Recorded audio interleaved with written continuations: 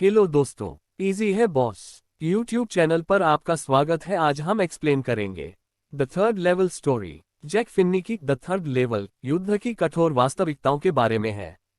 युद्ध के अपरिवर्तनीय परिणाम होते हैं जिससे लोग असुरक्षा की स्थिति में चले जाते हैं। यह आधुनिक समय की समस्याओं के बारे में भी है और कैसे आम आदमी विभिन्न तरीकों से वास्तविकता से बच जाता है। इस कहानी में चार्ली नाम का एक व्यक्ति मतिभ्रम करता है और ग्रैंड सेंट्रल स्टेशन के तीसरे स्तर पर पहुंच जाता है, जिसमें केवल दो हैं, न्यूयॉर्क सेंट्रल और न्यूयॉर्क के अध्यक्ष न्यू हेवन और हॉफोर्ड रेलरोड समय सारणी के ढेर की शपथ खाकर कहते हैं कि वहां केवल दो ही हैं। पर मैं कहता हूं कि वहां तीन हैं, क्योंकि मैं आन सेंट्रल स्टेशन के तीसरे लेवल पर जा चुका हूं। हाँ, मैंने स्वाभाविक कदम उठाया है। मैंने अन्य लोगों के अतिरिक्त अपने एक मनोरोग चिकित्सक मित्र से बात की थी। मैंने उसे ग्रैंड सेंट्रल स्टेशन के तीसरे लेवल के बारे में बताया और उसने कहा कि दिन में स्वप्न देखने की इच्छा का पूरा होना है। उसने कहा कि मैं दुखी हूँ। इस बात ने मेरी पत्नी को एक तरह से पागल ही कर दिया, पर उसने कहा कि उसका अभिप्राय है कि आधुनिक संसार असुरक्षा, भय, युद्ध, चिंता और शेष इसी प्रकार की बातों से भरा है और यह कि मैं इससे छुटकारा पाना चाहता हूँ। खैर, कौन ऐसा नहीं चाहता है?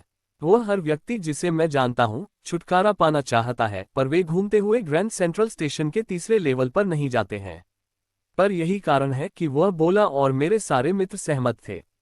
उनका दावा था कि हर बात इसी ओर संकेत करती थी। उदाहरण के लिए मेरा टिकटों को इकट्ठा करना, ये भी कुछ देर के लिए वास्तविकता से बचना है।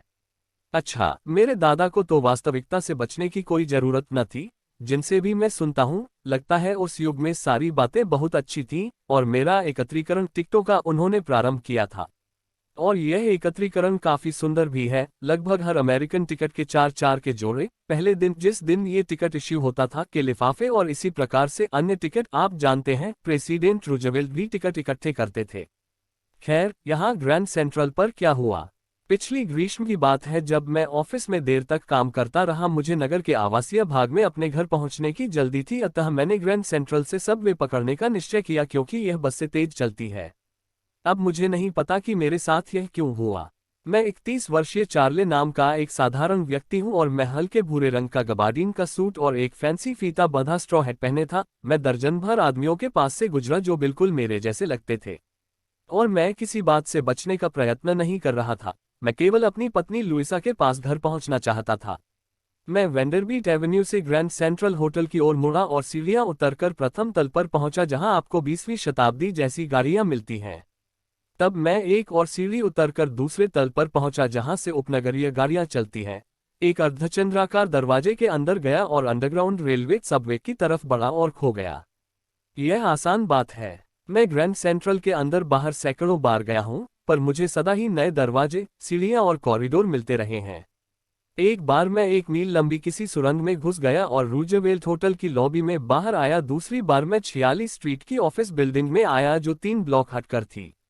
कभी कभी मुझे लगता है आन सेंट्रल एक पेड़ की तरह फैल रहा है। जड़ों की तरह नए नए कॉरिडोर, गलियारे और सीढ़ियां निकलती रहती हैं। शायद एक लंबी सुरंग है जिसके बारे में कोई नहीं जानता और जो ठीक इस समय नगर के नीचे रास्ता बनाती जा रही है। ये टाइम्स स्क्वायर की ओर जा रही है, और हो सकता है दूसरी सेंट्रल पार्क की ओर, और हो सकता है क्योंकि इन वर्षों में बहुत से लोगों के लिए अन सेंट्रल एक बाहर निकलने का दरवाजा, एक पलायन का मार्ग बन गया है। संभव है उसी तरह से वह सुरंग जिसमें मैं घुसा था। पर मैंने अपने मनोरोग चिकित्सक मित्र को इस विचार के विषय में कभी कुछ नहीं बताया। जिस कॉरिडोर में मैं था वह बाईं तरफ एक कोण बनाता नीचे की ओर जा रहा था, और मैंने सोचा कि यह गलत था, पर मैं चलता ही गया। सुनने के लिए मेरे पास अपने कदमों की खाली आवाजें का खोखला थी और मुझे रास्ते में कोई व्यक्ति नहीं मिला। तब मुझे एक प्रकार का खोखला शोर सुनाई दिया, जिसका अर्थ है खुला मैदान और बोलते हुए लोग। सुरंग तेजी से बाईं ओर मुड़ती थी। मैं एक छोटी सीढ़ी से उतरकर नीचे पहुंचा और ग्रैंड सेंट्रल स्टेशन के तीसरे तल पर बाहर आ गया। केवल एक क्षण के लिए मुझे लगा कि मैं एक दूसरे तल पर वापस आ गया हूं, पर मैंने देखा कि कमरा छोटा था। टिकट खिड़कियों की संख्या और ट्रेन के दरवाजे, गेट कम थे और मध्य में बना लकड़ी का सूचना कक्ष पुराने डिजाइन का था, और उस कक्ष में बैठे व्यक्ति ने हरा नेत्ररक्षक और लंबे काले आस्तीन रक्षक पहन रखे थे। दीपक मंद थे और एक तरह से टिमटिमा रहे थे, और तब मैंने देखा कि अरे वे तो खुली ज्वाला वाली गैस लाइटें थीं। फर्श के ऊपर पीतल के थूकदान रखे थे और स्टेशन के दूसरी ओर से मेरी आंखों में एक रोशनी की क्षणिक चमक आई। कोई व्यक्ति अपनी जैकेट की जेब से सोने की घड़ी निकाल रहा था। उसने तेजी से उसका कवर ढक्कन हटाया, अपनी घड़ी को देखा और क्रोधित हो उठा। वो एक डर्बी हैट और छोटे लेपल मोड़ी वाला 4 बटन का सूट पहने था और उसकी बड़ी काली मूछें थी जो दोनों तरफ ऊपर की ओर मुड़ी थी। फिर मैंने चारों ओर देखा और पाया कि स्टेशन पर हर व्यक्ति 1890 या उसके पास के समय वाले कपड़े पहने थे। मैंने अपने जीवन में कभी इतनी दाढ़ियां, गलमुच्छे, गाल के बाल और फैंसी मूंछें नहीं देखी। ट्रेन के गेट से एक औरत अंदर आई, उसने ऐसी ड्रेस पहनी थी जिसके बाजू लेग ऑफ मटन सुंदर पोशाक के डिजाइन के थे और उसकी स्कर्ट उसके ऊंचे बटनों वाले जूते के ऊपरी भाग तक आती थी। उसके पीछे पटरी के ऊपर मैंने एक इंजन की झलक देखी। ये कुरियर एंड ईव्स कंपनी का बड़ा छोटा सा इंजन था जिसकी कीप फनल जैसी चिमनी थी और तब मैं समझ गया। निश्चित करने के लिए मैं अखबार वाले लड़के के पास गया और उसके कदमों पर रखे अखबारों के ढेर पर नजर डाली। ये दी वर्ल्ड था और दी वर्ल्ड का प्रकाशन कई वर्ष पहले बंद हो चुका है। प्रमुख समाचार में प्रेसिडेंट क्लीवलैंड के बारे में कुछ था। बाद में वह पहला पृष्ठ मुझे पब्लिक लाइब्रेरी की फाइलों से मिल चुका है और यह 11 जून 1894 को छपा था। कुछ मैं टिकट खिड़की की ओर मुड़ा ये जानकर कि यहाँ अन सेंट्रल के तीसरे तल पर मैं ऐसे टिकट खरीद सकता था जो मुझे और लुइसा को वर्ष 1894 में अमेरिका के जिस भाग में चाहे वहां ले जा सकते थे, और मुझे गैलिसबर्ग, इलिनॉइस के 2 टिकट चाहिए थे। क्या आप कभी वहां गए हैं? अभी भी यह एक अद्भुत नगर है। यहाँ पुराने जमाने के लकड़ी के ढांचे वाले घर, बड़े लान, विशाल पेड़ जिनकी टहनियां सिर के ऊपर आसमान में मिलकर सड़क को ढक देती हैं। और 1894 में गर्मी की शामें आज की अपेक्षा 2 गुनी बड़ी होती थीं। लोग बाहर अपने लान में बैठा करते थे, आदमी सिगार पीते हुए शांति से बातें किया करते, औरतें ताड़ के पत्तों से हवा करती होती और इस शांतिपूर्ण संसार में हर तरफ जुगनू होते थे। ऐसे समय वहां पहुंचना जबकि प्रथम विश्व युद्ध अभी 20 वर्ष दूर और द्वितीय विश्व युद्ध के भविष्य में 40 वर्ष शेष हो। मैं वहां के लिए 2 टिकट चाहता था। क्लर्क ने किराए का हिसाब लगाया। उसने मेरे हेड पर बंधे फैंसी फीते को देखा, पर उसने किराया बताया और मेरे पास गाड़ी के 2 टिकटों के लिए एक तरफ का किराया था। पर जब मैंने पैसे गिनकर दिए और ऊपर देखा, क्लर्क मुझे घूर रहा था। उसने नोटों को देखकर गर्दन हिलाई। मिस्टर, ये पैसा नहीं है, वह बोला। अगर तुम मुझे धोखा देना चाहते हो तो तुम्हें अधिक सफलता नहीं मिलेगी। और उसने अपने पास रखे नकदी के दराज को देखा। वाकई सारा पैसा पुराने धन के नोटों में था। जो नोट हम आज प्रयोग करते हैं उनसे आधे आकार के और दिखने में अलग।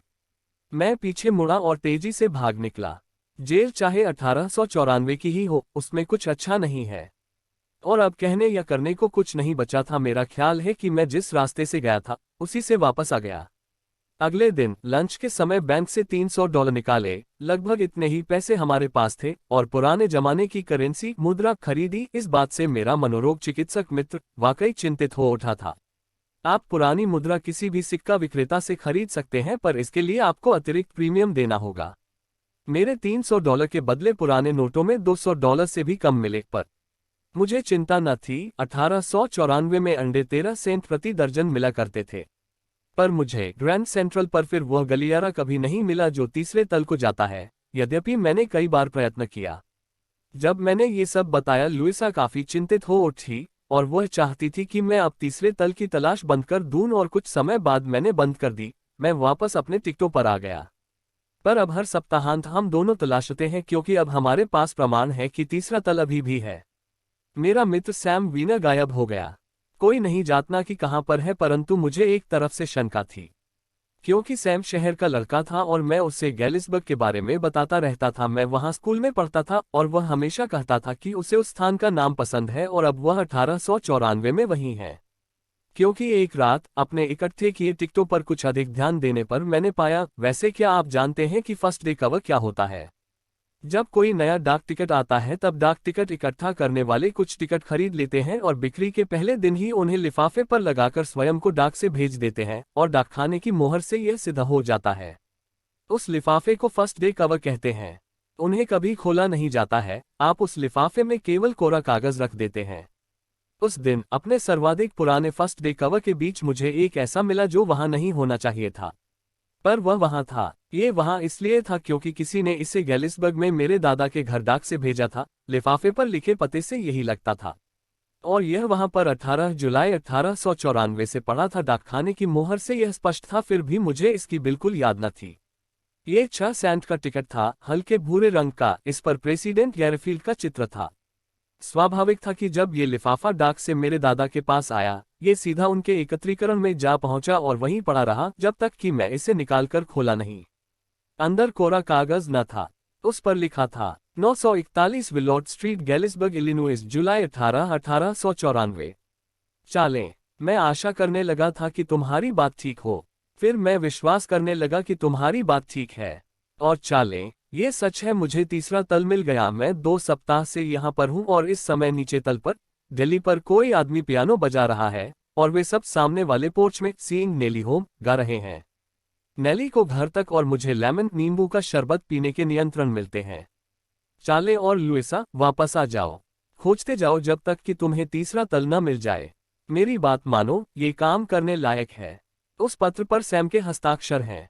टिकट और सिक्कों की जिस दुकान पर मैं जाता हूं, मुझे पता लगा कि सैम ने $800 खर्चकर पुरानी करेंसी खरीदी थी। इस धन से वह एक छोटा सा भूसी, चारा और अनाज का धंधा चला सकता था। वह सदा कहता था कि वह यही काम करना चाहता था। निस्संदेह वह अपने पुराने धंधे पर नहीं लौट सकता। कम से कम 1894 में गैलिसबर्ग, इलिनॉइस में तो नहीं।